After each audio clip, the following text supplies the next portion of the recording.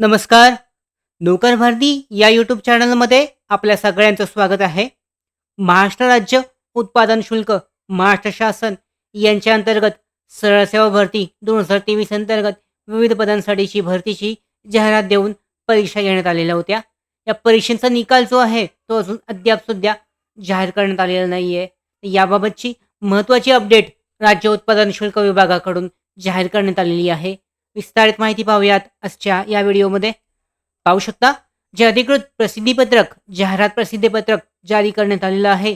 आयुक्त राज्य उत्पादन शुल्क महाराष्ट्र राज्य मुंबई यांचे कार्यालय यांच्या अंतर्गत महाराष्ट्र शासनाच्या अखत्यारीतील राज्य उत्पादन शुल्क विभागातील विविध कार्यालयातील लघुलेखक, निम्नश्रेणी, लघुटंकलेखक, जवान आणि तसेच जवान निवाह चालक गट प्रवर्गातील, त्याचबरोबर चपराशी गड्ड संवर्गातील सरळ सेवेची रिक्त पदे नामनिर्देशाने भरण्याकरता राज्यस्तरीय स्पर्धा परीक्षा ऑनलाईन पद्धतीने TCS यांच्याद्वारे घेण्यात आलेली आहे. सदर परीक्षा दिनांक 8 जानेवारी 2024 ते 14 जानेवारी 2024 या कालावधीत घेण्यात आलेली आहे. चपराशी व जवान या पदांची परीक्षा अनुक्रमे 1 व 4 दिवसात विविध सत्रात घेण्यात आलेली आहे. सदरची परीक्षा ऑनलाईन असल्यामुळे प्रत्येक सत्रात वेगवेगळे प्रश्न विचारण्यात आले होते. त्यामुळे काठिण्य पातळीमध्ये समानता राहावी म्हणून गुणांचे समानीकरण नॉर्मलायझेशन करणे आवश्यक असते. या दोन्ही पदांसाठी ज्या उमेदवारांनी परीक्षा दिली आहे त्यांना नियमित समानीकरण म्हणजेच नॉर्मलायझेशन मीन स्टँडर्ड डेव्हिएशन मेथड या पद्धतीमध्ये मिळालेले गुण या विभागाच्या वेबसाईटवर प्रसिद्ध करण्यात आलेले होते.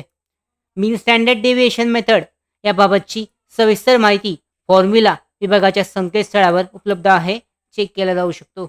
यानंतर लघुलेखक, निम्नश्रेणी, लघुटंकलेखक, जवान, जवान निवाह चालक गट प्रवर्गातील आणि चपराशी गड्ड संवर्गातील लेखी परीक्षेत निवड झालेल्या उमेदवारांची यादी, महत्त्वाचं आहे, निवड झालेली उमेदवारांची यादी विभागाच्या संकेतस्थळ जे अधिकृत वेबसाईट आहे या वेबसाईटवर 14 जून 2024 रोजी दुपारी 12:30 नंतर जाहीर केली जाणार आहे. महत्त्वाची अपडेट अशी आहे की सर्व पदांची राज्य उत्पादन शुल्क विभागातर्फे घेण्यात आलेल्या सरळ सेवा भरती अंतर्गत सर्व पदांचे जी निकाल आहेत म्हणजे जी उमेदवारांची निवड यादी आहे ती पाहू शकता. निवड यादी जी आहे 14 जून 2024 रोजी 12:30 नंतर जाहीर केली जाणार आहे.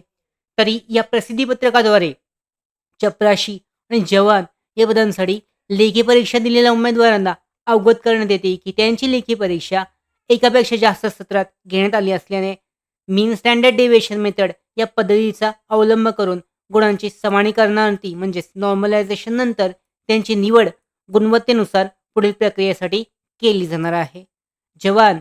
जवान निवाहन चालक या पदासाठी लेखी परीक्षेत निवड झालेल्या उमेदवारांची पुढची जी मैदानी चाचणी आहे ती जून 2024 अखेर किंवा जुलै 2024 मध्ये घेतली जाईल. त्यांची जी मैदानी आहे यासाठी महत्त्वाची माहिती आहे, जून किंवा जुलैमध्ये घेतली जाणार आहे. तसेच लेखी परीक्षेत निवड झालेल्या लघुलेखक, निम्नश्रेणी, लघुटंकलेखक या संवर्गातील उमेदवारांची लघुलेखक कौशल्य व्यावसायिक चाचणी घेतली जाईल.